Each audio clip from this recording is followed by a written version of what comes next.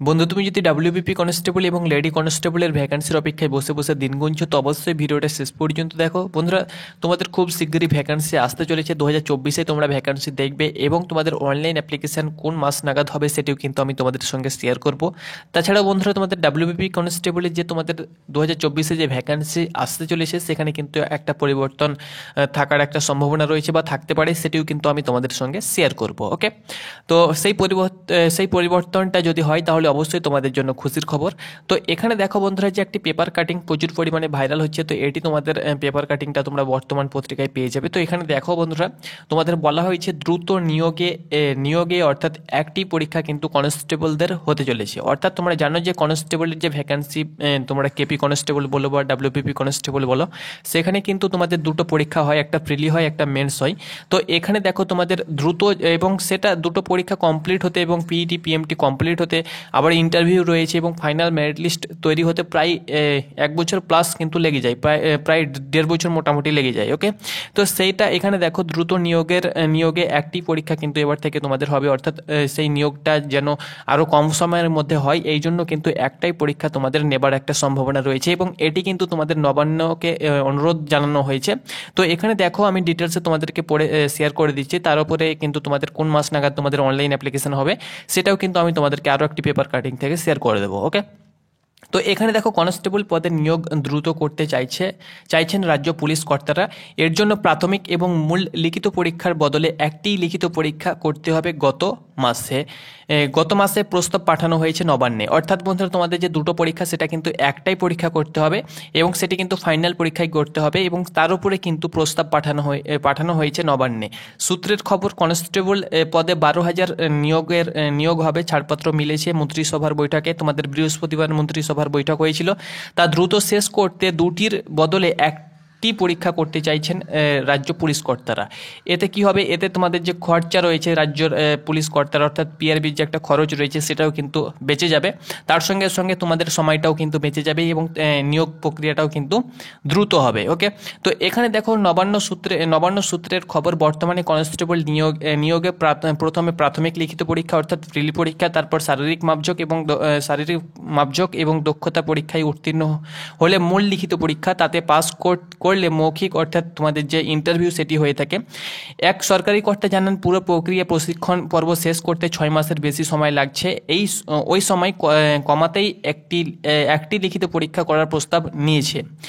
নিয়োগ পরীক্ষার শেষে কনফার্ম তালিকার সঙ্গে একটি রিজার্ভ অতিরিক্ত তালিকা রাখারও কিন্তু কথাও বলা হয়েছে। অর্থাৎ অনেকে রয়েছে যারা নিয়োগ হয়ে যাওয়ার পরেও কিন্তু অনেকে জয়েনিং করে না, হয়তো অন্যান্য জব পেয়ে যায় বা অন্যান্য ডিপার্টমেন্টে চলে যায় বা হয়তো কনস্টেবল এসে জয়েনিং করতে চাইছে না, তো সেই ভ্যাকান্সিটা কিন্তু ফাঁকা চলে যায়। তো সেটাও কিন্তু ওয়েটিং লিস্ট, সেটার জন্য কিন্তু বার করার একটা তোমাদের পরিকল্পনা চলছে। তো এখানে দেখো বছর প্রায় 8,500, এই বছর প্রায় তোমাদের 8,500 কনস্টেবল নিয়োগ হয়েছিল গত বছর। রাজ্য পুলিশের সব প্রক্রিয়া শেষ করে প্রশিক্ষণের সময় দেখা গিয়েছিল উত্তীর্ণ তালিকার বেশ কয়েকজন তাতে যোগ দেননি। অর্থাৎ ফাইনাল যে মেরিট লিস্ট হয়েছিল সেখানে কিন্তু অনেকে কিন্তু মেরিট লিস্টে, অর্থাৎ তোমাদের ট্রেনিং সেন্টারে ট্রেনিং কিন্তু যায়নি এবং তাদের আসন কিন্তু ফাঁকাই ছিল এবং ফাঁকা রেখেই কিন্তু প্রশিক্ষণ অর্থাৎ তোমাদের ট্রেনিং শুরু হয়েছিল। তো এবার থেকে সেই ফাঁকা তোমাদের থাকবে না এবং যে ফাঁকা তোমাদের হয়ে যাবে ট্রেনিং তোমাদের পিরিয়ড শুরু হবার আগেই যদি তোমাদের কোনো ফাঁকা ভ্যাকান্সি থেকে যায়, অর্থাৎ কেউ যদি জয়েনিং না করে ধরলো 200, 300 বা 100 বা 50, তো তার জন্য কিন্তু আবারও কিন্তু মেরিট লিস্ট বার হবে। ওকে, সেটাই কিন্তু এখানে বলা হয়েছে। নবান্নে বিচারাধীন এই প্রস্তাবে ওই যে তোমাদের 12,000 এই বছর ভ্যাকান্সি বার হবে, এর মধ্যে 15% কিন্তু সিভিককে দেওয়া হয়েছে। সিভিকের জন্য কিন্তু একটা দুর্দান্ত এখানে তোমাদের অপরচুনিটি রয়েছে যে 15% তাদেরকে দেওয়া হয়েছে। এর আগে কিন্তু তোমাদের 10% ছিল, এখন কিন্তু 15% অর্থাৎ 15% কিন্তু তাদের জন্য রিজার্ভ করা হয়েছে। তার সঙ্গে সঙ্গে এখানে দেখো তোমাদের এক্স সার্ভিসম্যান যারা রয়েছে তাদের জন্য কিন্তু 5% সংরক্ষণ রাখা হয়েছে এবং তাদের জন্য কিন্তু বয়সে এবং শারীরিক সক্ষমতায় কিন্তু ছাড় দেওয়া হবে। তো এটি বন্ধুরা একটা তোমাদের আপডেট, অর্থাৎ এটি কিন্তু এখনো অফিসিয়ালি নয়, এটি কিন্তু নবান্নে প্রস্তাব পাঠানো হয়েছে। যদি নবান্ন থেকে অ্যাকসেপ্ট করা হয় তাহলে সেটি কিন্তু তোমাদের পিআরপি নোটিফিকেশনের মাধ্যমে জানিয়ে দেবে এবং ফাইনাল যে নোটিফিকেশন বার হবে সেখানে কিন্তু তোমরা দেখতে পেয়ে যাবে। ওকে, তো এখানে দেখো তোমাদেরকে আজকেই এই পেপারে দিয়েছে রাজ্য পুলিশে 12,000 কনস্টেবল নেওয়া হবে। এখানে দেখো রাজ্য পুলিশে কনস্টেবল পদে প্রায় 12,000 শূন্যপদ বিজ্ঞপ্তি বেরোতে চলেছে। মাধ্যমিক পাস ছেলেমেয়েরা আবেদন করতে পারবে। তোমাদের যে বয়স সেটি কিন্তু 18 থেকে 30 বছরের মধ্যে কিন্তু করা হয়েছে। এখানে তোমরা বয়সটা দেখতে পাচ্ছ। থাকলে তুমি কিন্তু আবেদন করতে পারবে। এসসি এসটি হয়ে থাকলে তারা তো এক্সট্রা বয়সে ছাড় পাবে। তো এখানে 18 থেকে জেনারেলদের জন্য 18 থেকে 30 বছর, পুরুষ মহিলা দুটি পদেই নিয়োগ করা হবে।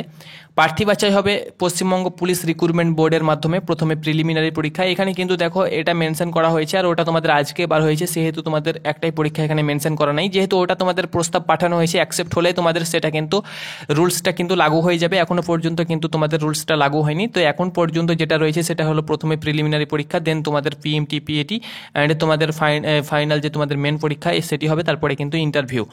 মুখ্যমন্ত্রী মমতা বন্দ্যোপাধ্যায় আগেই জানিয়েছিল পুলিশে প্রচুর পরিমাণে শূন্যপদ ফাঁকা রয়েছে। অবশেষে মন্ত্রিসভার অর্থাৎ বৃহস্পতিবার তোমাদের বৈঠক হয়েছিল, সেখানে কিন্তু ছাড়পত্র পাওয়া গিয়েছে।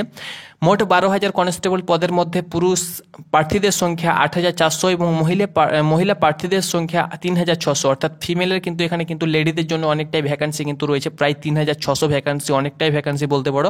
এবং মেলের জন্য 8,400 কিন্তু ভ্যাকান্সি। চলতি মাসেই যে কোনো দিন তোমাদের দরখাস্ত নেওয়ার বিজ্ঞপ্তি বেরিয়ে যাবে, অর্থাৎ এই যে তোমাদের চলছে এই মাস, অর্থাৎ জানুয়ারি মাসে যে কোনো দিন তোমাদের দরখাস্ত বেরিয়ে যাবার একটা প্রবল সম্ভাবনা রয়েছে। তোমরা অন স্ক্রিন দেখতে পাচ্ছ, এখানেও কিন্তু আপডেটটা মেনশন করা হয়েছে। অনলাইন দরখাস্ত করতে হবে। বিস্তারিত তথ্য তোমরা কিন্তু wbppolice.gov.in বা পিআরবির অফিসিয়াল ওয়েবসাইটে তোমরা কিন্তু পেয়ে যাবে।